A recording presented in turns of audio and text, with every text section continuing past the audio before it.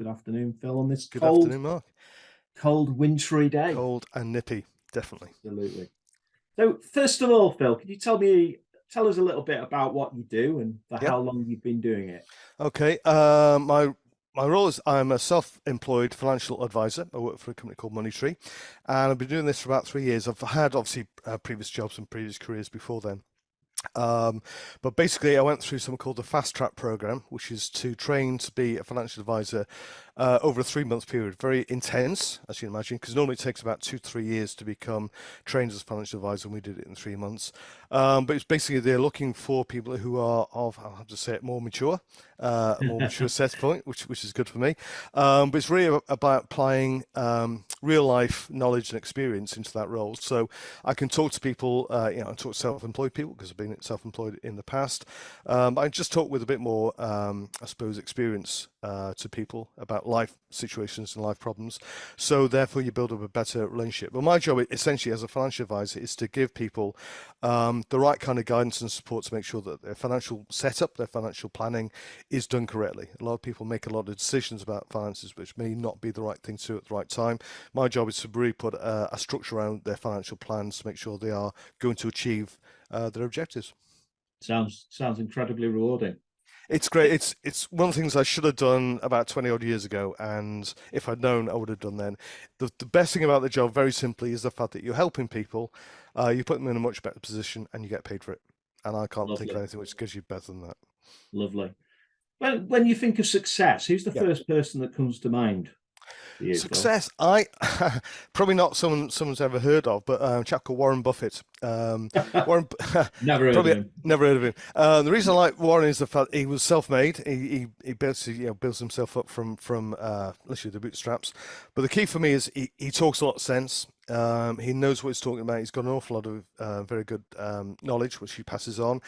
And also the fact he passes an awful lot of his money on to charity. So he's not just about, I make money for me, it's about I make money and I will help people who need help. So that's sometimes what you think about. Success shouldn't just be about how well you're doing, it's how well you're helping others. Great name. We've all just recently come out of COVID-19. Yeah. It's been difficult for everyone. What significant changes did you have to make to your business? The key to go, because a lot of what we do is face to face, is actually sitting down with clients and sitting in the front room, going through their situation. And in a lot of cases, certainly during COVID, that was impossible. You couldn't go and see people, you couldn't leave the area. So we had to learn to work a lot more effectively in terms of using telephone, using Zoom, using other online packages. Literally, handing documents through Windows to get them signed and taken back home again. So we had to adapt quite quickly and quite dramatically. However, as a business, we didn't shut down. Because we couldn't. At the end of the day, people are asking you about financial information daily, and if you're not around, you're not helping them doing, or you're not doing what you should be doing. So, in that case, it's very much about just adapting business practices based on an emergency situation, but carrying on as much as we could as normal. So in the office, we had a policy where only 2 people could be in the office at any one time, so we had to schedule on that side. Obviously, maintain distances, but what we didn't want to do was just shut up shop for a year or so and leave our clients in the lurch. So it's a case of we just had to adapt to the situation. Did you use Zoom and Team at that time then? To be honest, before COVID, I'd never heard of Zoom, never heard of it, didn't know what it was, etc. And very quickly learned what Zoom was, how we could use it, and it became an absolute essential tool in the last, certainly sort of 2020, 2021. It was absolutely essential to keep in touch with, networking groups, other business people, clients. It was, I don't know how Zoom are doing now. I'm sure that they're ticking away, but their glory years was definitely 2020 and 2021. Brilliant. I even remember running a social evening on had a team quiz on Zoom. It was fascinating. That takes some doing. I mean, to be honest, I used to be in Rotary, and that was the other thing, because again, you've got older members who aren't maybe tech savvy, learning how to go online and have a meeting online. So yeah, we all get to learn.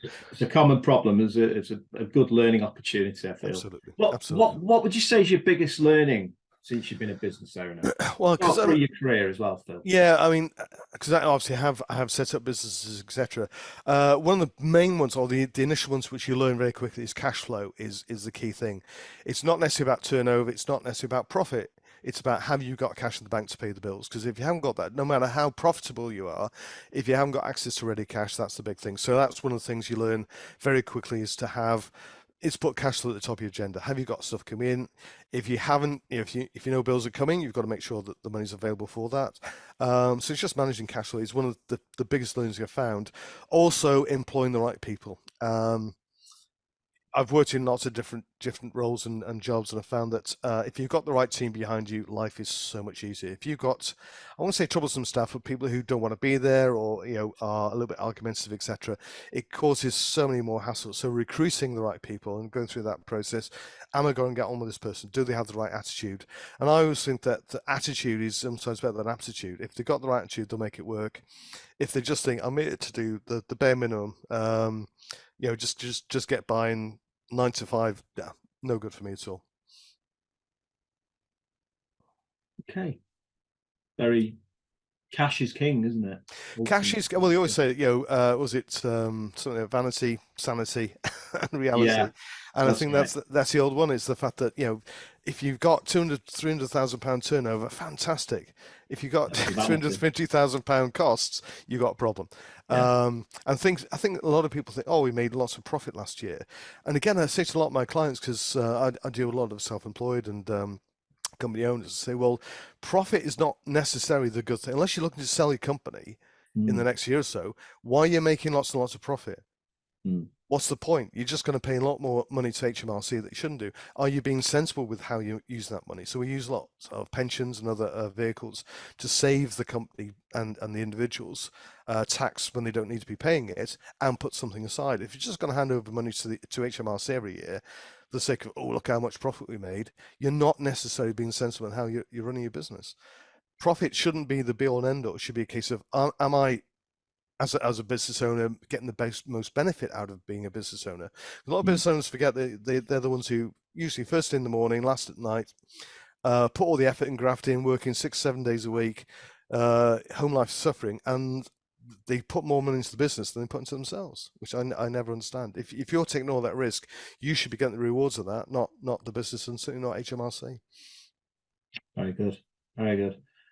What would you say over the next 5 years your aspirations are and your expectations of the market? In terms of myself, because obviously, because I'm self-employed and work for a business, which I don't own, but essentially I'm self-employed, so I'm running my own business in essence.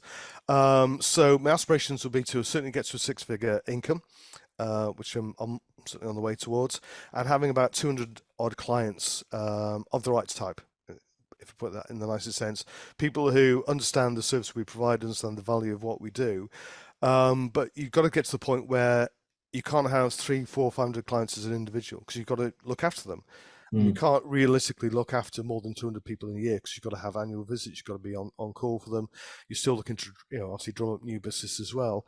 So you've got to bear in mind that service is almost and sometimes more important than attracting new customers, because looking after the ones who are there that's part of the job. And if you try and take on too many clients, you're not giving the service that you should be providing.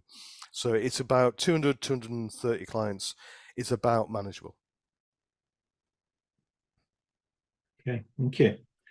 And a very common problem that we're all facing really is the current employment issue. Yeah.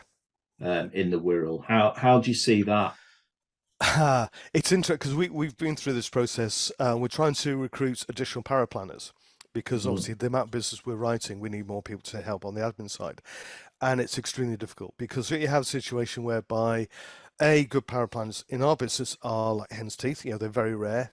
Those who are actually on the open market, they want to work from home. They also have flexible working hours. They want to be paid top dollar because that's their worth. That is the worth to a business. So finding them, keeping them, and keeping them happy is a big problem. Now, interestingly enough, I think I read recently that 40% of people think that they're going to lose their jobs over the next year, which isn't going to happen, but people feel that may happen. Obviously, mainly in the private sector. So that may put a steer towards people maybe saying, I'll take security over better conditions, better benefits, etc. But it's definitely still a seller's market. So from an employer's point of view, it's very hard to pick and keep and retain the right kind of people. Because obviously when you have a dearth of applicants, you're kind of left with who's there. And in a lot of cases, we've been looking for about 8 or 9 months. We've had some applicants who just thought, no, you won't fit with the business. You won't fit with what we want to do. And there's no point taking someone on if we don't feel they're going to work with us, just in terms of we need someone to fill a gap. We'd rather have the right kind of person. Exactly. So yeah, we're looking for quality as opposed to quantity, or certainly any gap fillers.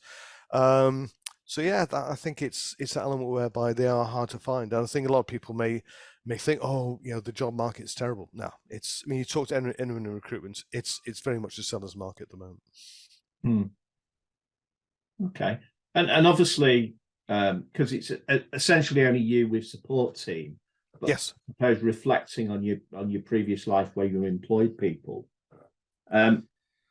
what's been your biggest learnings being as an employer? As an employer, definitely, I think, because sometimes people have, I've got, you look at someone's CV, think, oh, they've got tons of experience, they look really good. They come through the door and they almost expect to be given the job because of that experience.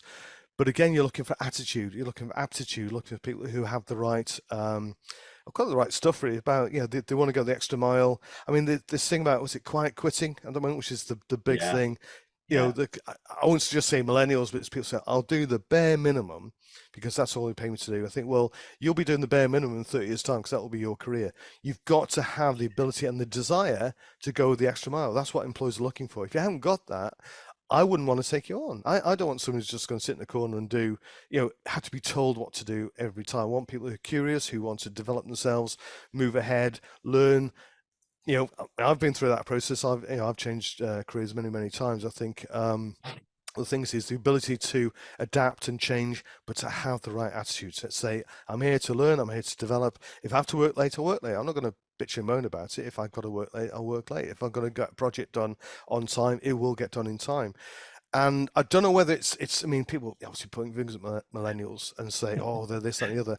But a lot of cases, there is some grist to that mill. Some of these elements whereby they're not prepared to work like we used to. I mean, I remember back when I was a kid, I used to do a milk round at 4 a.m, then go to school, then I had a paper round after that. You just had to do what you did. Trying to get kids to do that nowadays, not saying all of them, but a large proportion seem to have that I'll work when I want, I'll put in what I want, and that's it. But pay me lots of money. No, not going to happen. You've got to have the right attitude for me. And we, certainly with our two boys, we've engendered that into them. You've got to work hard for life. You've got to learn, develop, have the right approach to employer, because that's what they're looking for. Absolutely right. And I love that word you use, curiosity. Yeah, I think that's it's that element about what else can I do? I mean, it should be a key element about saying, well, here I am now. I mean, what do I need to need? What do I need to do to get to the next stage? What qualifications do I need? What do I need to learn? What kind of project should be involved in? And that should be coming from the employee. It shouldn't be you saying, I think you should move up to the next stage. They should be pushing you to say, I want to develop, I want to learn. If you've got someone with that attitude, they'll go miles, and your company will. I always remember someone saying to me that top end coaches and top end employers look for top end people who are better than they are. Yeah. Lower end managers look for people who are worse than they are, so they don't make them look bad. That's the wrong way to look at it. You get the best people you can in. Then, if they're better than you, great. you can sort of ease back and say, well, they're better than me. Let them crack on. That's the sign of a good manager. Someone who's prepared to take on people who are better than them, who could maybe even replace them, because for the benefit of the company and for the benefit of the individual, they should be given that opportunity. That's great advice. And I always love that. I always love that word. What did they say? If you don't learn, you don't earn. You don't earn. I mean, exactly. I mean, I wouldn't be in this position if I hadn't been through those processes. I mean, I remember working until 10, 11 o'clock at night in some companies, going, driving up somewhere at 3 a.m. because it had to be done. And that's just what I expected. But it was recognised. And when it's recognised, you get the rewards for doing so. And I think this idea of quiet quitting, I just do not understand, because it's basically saying whatever job you're doing, you'll be doing exactly the same job in 30 years' time, because no one wants to promote you, no one wants to give you, unless the penny drops at some stage. Why would I take on something like that? I don't want something like that. I could get someone much better for the same price. I'll go and get someone much better. Why would you? Bonkers. There you go. I love that. I love that. Right, final question. Yes. I think, and you'll love this one. What would you say to your 18-year-old self with what you know? Wow. Well, given my background, I'd say start a pension as soon as you can and put as much money as you can. Because I think most young people think, I'll never get old. Yeah. And amazingly, we get old. And we think, if I'd set up a really good pension back in the day, I'd be okay now. And I think that's the one thing I'd say to myself. First off, get a pension. The other one would be do what you love to do and not what others tell you to do. A lot of parents, for instance, mistake of saying, you want to do this, you want to go be an accountant, you want to do this, that's a really good career. Do what you want to do what you love, because if you pick a job that plays to your strengths and you like what you're doing, it's not going to be work. It's going to be something where you get paid for doing something you love doing. The problem is, I think at 18, it's hard to know what it is you want to do, what you want to go in. But in our case, just follow your gut feel. If that's something, I remember a lot of kids when I was growing up were into motorbikes and cars, etc. They want to be mechanics, and oh, don't do that. Oh, no, that's not a proper career. But if they're doing what they love, at the end of the day, you're running a garage, you're going to be making a lot of money anyway. But it's the fact of, if you're doing something you enjoy doing, that's not work.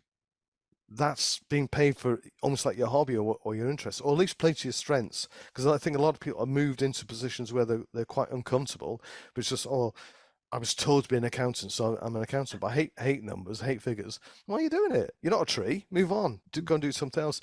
But for an 18-year-old, it's hard to think about what it was I really want to do. But I'd say very much about, do not step away from what you think you want to do. Don't be sort of pushed into a position that because your mum or dad or your friends have told you that's good for you.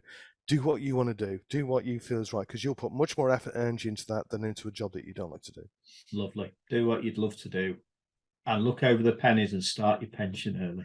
Start your pension early. That's one advice I give to anyone. Even if you're 55, start a pension, because it's about, at the end of the day, we work till, if we're lucky, 60. And you can see state pension age is increasing year on year. People don't want to be working until the 70s and 75s before they stop work. Put somebody, and the power of compound interest, the earlier start, like most 18-year-olds, the sooner you finish. And then you've got plenty of money to look after you and enjoy your retirement, rather than, as so many people are now, struggling, finding it hard to make ends meet, not being able to afford the utility bills. This is a result of poor pension planning 30, 40 years ago. And that's what we're trying to avoid now. The good thing is that at least most employees now have a pension scheme. If they work for a company, they have to have a pension scheme. That's a fantastic step in the right direction. Whether the right pension scheme is a different matter, but at least they've got something. And that's the thing. That's certainly a start in the right direction. But the reason the government have done that is to make sure that that pension gap doesn't get any bigger, whereby people can afford to retire and not be such a burden on the state going forward, because we're an aging population, it's a growing population, it's a bigger problem down the line. So let's address it now rather than waiting to address it in 34 years' time. So there we go. Brilliant. Well, thank you very much, Phil. Mark, really enjoyed the chat this afternoon. Thank you.